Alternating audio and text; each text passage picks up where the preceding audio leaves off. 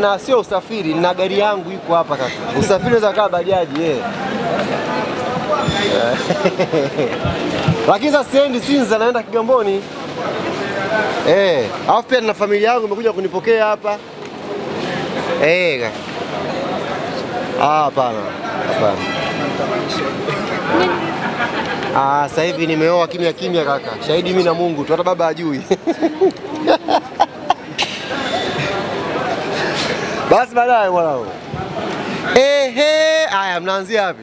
Tunaanzia kwa kudondosha alama 3 dhidi ya alama 2. Alama 2 dhidi ya Mbeya City. Mmedondosha alama 2 kule Mbeya. Ilikuwa ni moja ya mechi ambazo watu walizitazama kama mechi ngumu, kama ambavyo inafahamika huwa wanatoa ushindani Mbeya City. Ilikuwa ngumu kiasi gani kupambana na timu kama Mbeya City, lakini pia alama moja mlopata inatafsiri nini kuelekea mechi nyingine za ligi? Kwanza sisi tunamshukuru Mwenyezi Mungu kwa safari, tumeenda salama, tumerudi salama. La pili, tunamshukuru Mwenyezi Mungu, mchezo ule haujazalisha majeraha kwa timu zote mbili. Mechi imekuwa safi, yenye ushindani mzuri na imalizika kwa pointi moja. Kwanza tunapongeza wachezaji wetu kwa jitihada zao walizoonyesha kuhakikisha wanatutafutia furaha. Walipambana mpaka dakika ya mwisho kuhakikisha tunaondoka. Kama hatupati pointi 3, basi tusipoteze kabisa hizo pointi 3, tupate alama 1 tunao nyumbani. Lakini la pili, tuwapongeze pia na Mbeya City, wamekuwa na mchezo mzuri na tumeona jitihada zao kwenye pitch, wameweza kuzalisha mechi ambayo walioiangalia majumbani, waliokuwa pale Sokoine walienjoy. Kwa hiyo tunasema alhamdulillah. Sawa, Ali, moja ya vitu ambavyo vimetokea jana ni kudondosha hizo alama 2, lakini taswira ya Young Africans ikoje sasa baada ya mchezo ule? Lakini pia tunafahamu baada ya wanyoto wanaenda kwenye timu ya taifa. Kwanza ni kitu cha kawaida kwenye football. Hakuna timu duniani ambayo toka imeanzishwa mpaka leo yenyewe inashinda tu. Kwenye football kuna nyakati za kushinda, kuna nyakati za kupata sare, kuna nyakati pia za kufungwa. Ukiwa kiongozi, ukiwa kocha, ukiwa mchezaji, ukiwa shabiki, lazima utarajie hayo yatakuja kutokea siku moja. Tumepata alama 1 Mbeya kwenye uwanja wa Sokoine. Ukirudi nyuma, historia yetu na Mbeya City inaonyesha ni mechi ngumu pale Sokoine. Ziko nyakati tunashinda, ziko nyakati tunapigwa, ziko nyakati tunapata pointi 1. Kwa hiyo ni nyakati za football. Hata mashabiki wa Yanga unaowasikia wanatoa maoni yao, sio kwamba wanasema Yanga haistahili kupata sare. Wanajua kuna moment zitakuja timu yetu itapata sare, kuna moment zitakuja timu itafanyaje? Itafungwa. Kwa hiyo ni kitu cha kawaida. Leo Azam sikapata sare pale Mbweni. Mmeenda kusema kwamba Azam wa ovyo? Mmesema kwamba Azam hawana kocha? Ni vitu vya kawaida kwenye football. Kwa hiyo hata sisi tulikuwa tunajua tunacheza, lakini kuna siku hapa itatokea tutapata sare, tutafungwa. Japo malengo namba 1 ni kushinda mechi. Ndio focus tunapokwenda kwenye pitch, unataka ushinde. Haya, pita kaka. Maana wewe unaojua tukishinda tunakujaga hapa. Mimi Dickson Job hapa. Leo unapita mbalimbali. Haya bwana, ndo kazi yangu hii, sawa? Kwa hiyo ni vitu vya kawaida hivi. Tunajipanga kwa mchezo unaofuatia tuwe bora zaidi. Story inaishia hapo kwa sababu ni football. Watu bado wanaendelea kulalamika kuhusiana na kocha kwamba viongozi hawajaridhishwa na performance ya mwalimu, lakini viongozi hatujaridhishwa au sijakuelewa sawa. Yaani viongozi wa Young Africans hawaridhishwi na mwenendo wa kocha kwenye kikosi cha Young Africans. Lakini wengi wakinabali zaidi kwamba jana baada ya mechi kuna vikao mlikaa hotelini kuhusiana na kocha. Kwanza kuhusu vikao ni uongo. Hakuna kikao chochote ambacho viongozi wameketi kumjadili kocha Romain Folz. Nilichozungumza jana pale Sokoine nitakirudia tena na hapa. Sisi kama viongozi ambao tumepewa dhamana ya kuiongoza klabu ya Young Africans, tulisikia kelele, tulisikia sauti, tulisikia nyimbo za mashabiki wa klabu yetu walizokuwa wanaimba pale Sokoine. Tulizisikia. Tusiongee hapa kana kwamba hatukuwa uwanjani, tulikuwa uwanjani. Na zile reaction za mashabiki zipo kote duniani.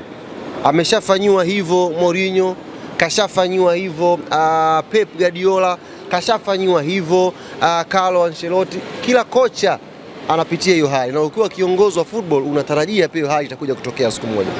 Tumesikia, na jana nikasema tunarudi kwenye meza yetu ya tathmini. Tukishaketi chini kwenye tathmini, tutaangalia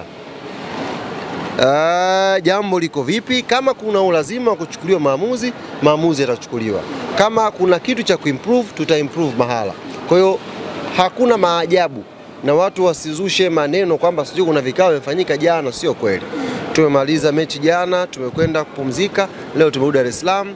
Viongozi wanapatia kuplay, kwa maana ya kupitia sasa hawa ambao wametokea jana, kuangalia performance ya team toka tumeanza mpaka leo, na kama kuna sehemu ya kuimprove wataimprove, na hiyo ndio Yanga Afrika. Kwa watu wasimhesabie kocha muda wa kukaa Young Africans.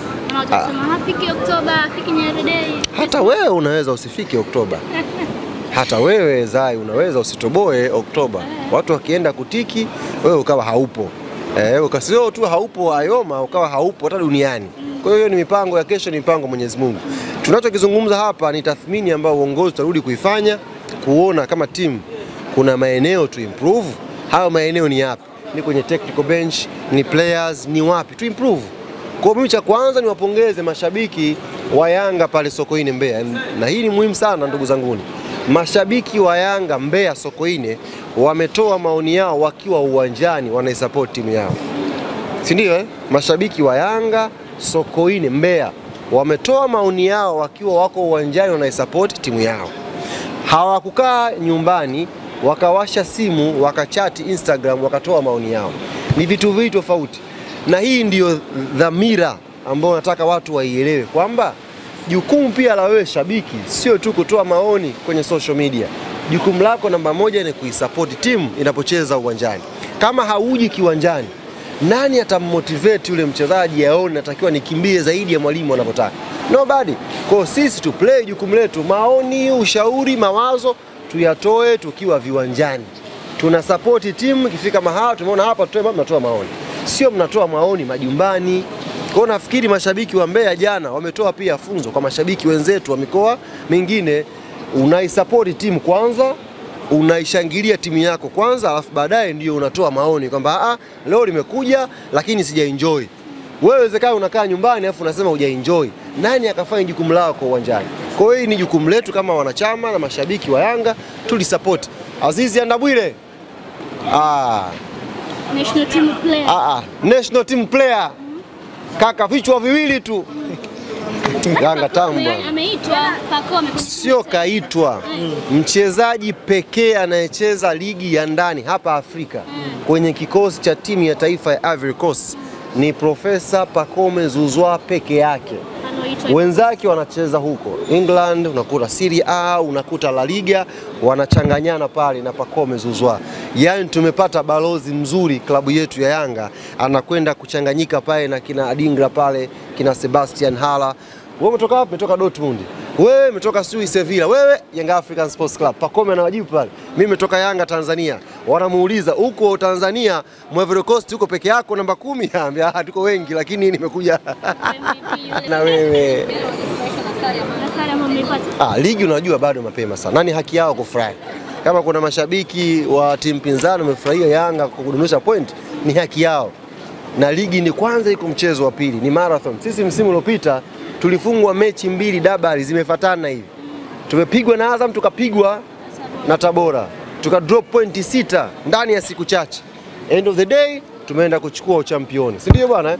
Kwa hiyo tumeangusha alama 2 katika msimu ambao dhamira yetu ni kufanya vizuri ilivyokuwa msimu uliopita. Hatujapoteza bado, tunarudi kumzika.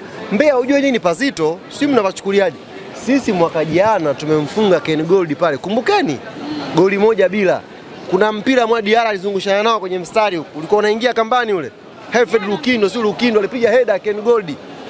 Kala mwamba ikazunguka hapa. Tukapata ushindi wa point 3 pale, goli 1-0. Sekunde wachomoe wale watu. Mbeya pazito ndugu zanguni. Mimi ndo maana jana nikapost nikawaambia wana Yanga, tusemeni alhamdulillah. Kwa mazingira ya hapa Sokoine yalivyo, tumeshakuja hapa mkoa huu tukafungwa mara 2 hapa na Ihefu, tukaangusha pointi siyo na Mbeya miaka ya nyuma. Kumekuwa na changamoto nyingi sana hapa. Tukipata alama 1, tusemeni alhamdulillah, tushukuru kwa hichi kidogo, twende tukajipange. Safari inayofuatia ni Malawi. Twende tukiwasha. Ni kweli hizo alama 2 mtadondosha, kuna mtu anazo na mtakutana naye. Hiyo ni kawaida. Na hata wana Yanga wote ukiwasikia mashaka yao, maoni yao hayapo kwenye zile alama 2 zilizodondoka. Kwa sababu wana Yanga wanajua hizi 2 zilizoanguka Mbeya tunakwenda kuzipata wapi. Na sio sisi tunayejua. hata huyo mwenye alama zetu anajua pia kwamba Yanga ameangusha alama 2 Mbeya, atakuja kuzichukua kwetu. Ni utaratibu. Hata maoni ya wana Yanga, fuatilieni, hawazungumzi kwamba tushapoteza sasa ubingwa itakuwaje. No, wanajua ni swala la kukaa sawa, kuchukua alama zetu kwa mtu wetu. Kwa hiyo ni kitu cha kawaida kabisa hiko. Shukrani. Sasa mmemhoji nani hapa? Nani? Hamjapata mmoja? Mmeangana na mimi hapa. Takome kapita hapa, hamjamhoji mtu kaenda national team. Takome juu. Umekucha. Umesema lakini umesema. Kwani mmerekodi? Tumekusikia. Yaani umesema. Kwa mkoa gani? Sio mtanga kweli.